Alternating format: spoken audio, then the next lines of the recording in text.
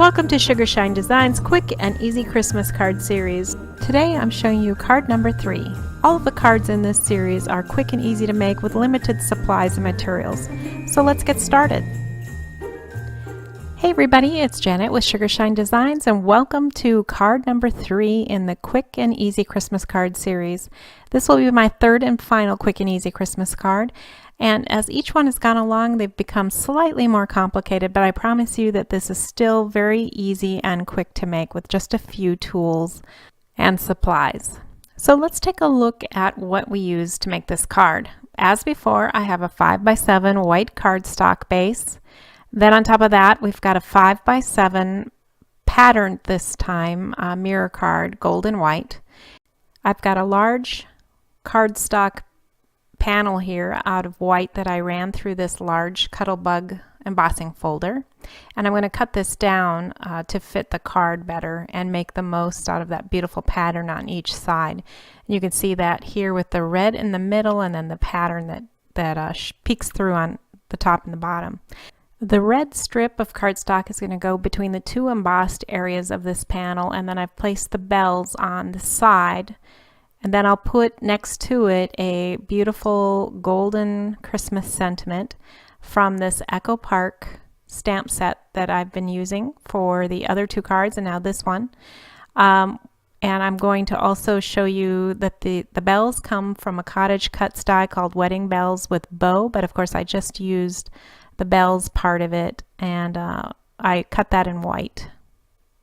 Now here is the panel that I'm preparing with the embossing buddy to stamp and then emboss with the gold powder. And so next you'll see me with my MISTI setting that up. I had already kind of placed the greeting where I wanted it to be, slightly to the right of that strip. Next, of course, we just put in some Versamark ink there, which will allow the gold powder to stick so that we can heat emboss it. And of course, using the embossing buddy allows us to make sure that none of that pretty golden powder sticks somewhere we don't want it to on this red cardstock, because it would really quite show a lot. And you can see that I got a very good impression. Now it's a matter of applying the golden powder, and I'm using the same golden powder I've used in the past two cards. This is the Ranger Extra Fine Detail Gold powder, which I've been very, very pleased with.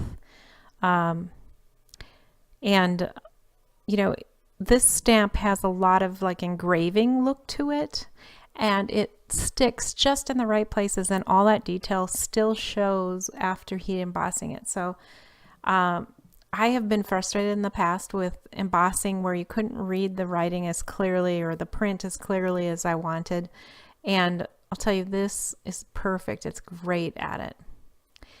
Now I want to show you an owie here. You see that little dot between the M and the A? Well, it turned out when I inspected my stamp, I had a little bit of fuzz on the stamp, probably from cleaning it last time. And that transferred some of the embossing ink and then embossing powder. So here's a trick to take away that. If something similar to you happens, just use the edge of your craft knife and flick it off. And it really will come off pretty well, especially when it's still a little bit warm. So there's a tip for you on that. To prepare this cardstock, I'm going to cut the edges off on the left and right side so that the cut line goes right up or slightly over the edge of that embossing.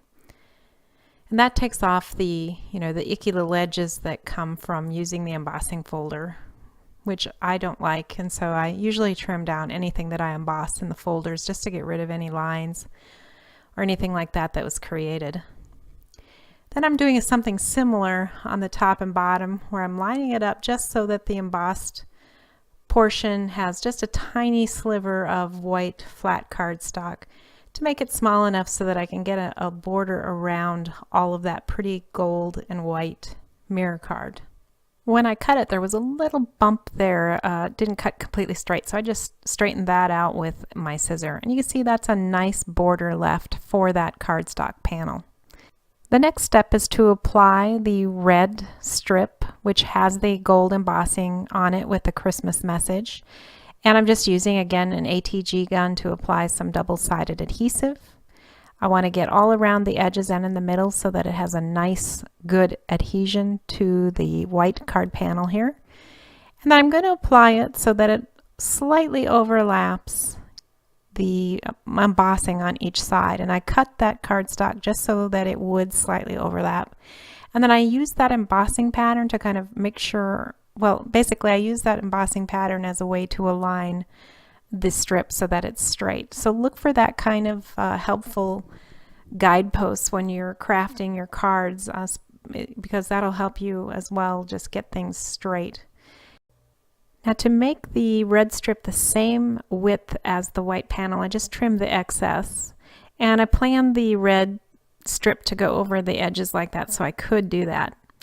Now when I cut the die cut here of the bells, I used a stick-it adhesive on the back of my cardstock so that I could later then just peel that backing paper off, and I then had a sticker. Now this is a tip for making cards quicker too, is make it so that it's on self-adhesive paper or cardstock, or apply the stick-it paper to the back of it so that it can become a sticker, and then you'll spend a lot less time using glue later, especially for an intricate die like that one. Now I'm applying this finished white panel onto the 5x7 mirror card. I just used ATG double-sided adhesive again, and once that's ready I can put it on my card base, which is also again 5x7. So you'll want to apply a good amount of double-sided adhesive like I've done here. Then set the panel and the card base together. Make sure it's flush on the bottom, both pieces, and then flush on one side, and then press down. And you'll find that this works pretty well to get everything aligned and in the right place.